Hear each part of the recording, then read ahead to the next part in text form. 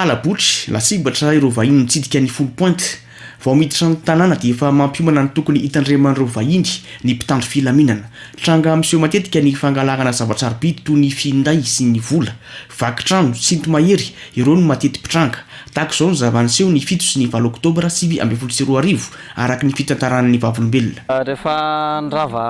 soirée hariva ny mifama zany a dia nisy cheftaine anankiroa ny teny hoe andao atero vao nivoaka ny toerana izay nanaovana soirée nefa izay a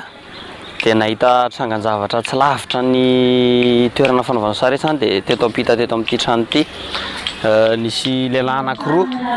nivoaka vao amin'le bengalo zany nifanenjika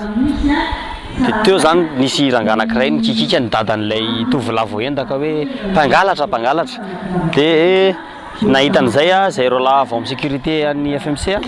dia nandeha nanenjika rehefa nanenjehany io lehilahy io a dia mazava ho azy izy tompo tanàna efa hainy tsara ny toerana izay tsokany noho izany moa tsy azo izy a efa hita ihany izy zany fa tsy azo dia rehefa ninjehana dia tafaporitsaka izy dia very tamin'izany a ny telefonina tovolahy anankiray io ve tranga hitana eninareo tatisa mbola tsy tranga hafa koa eninareo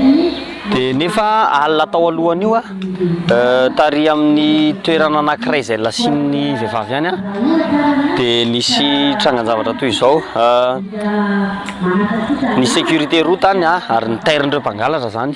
tao anatin'ny stratégie zany a nanaitra an'ireo sécurité ireo rehefa taitra eo a dia nandeha nanenjika tany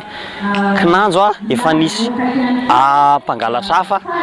nandeha nanataka moramora ny tentina mpizaika sasany a izay namelatra tente teo avelany teo amin'izany toerana zany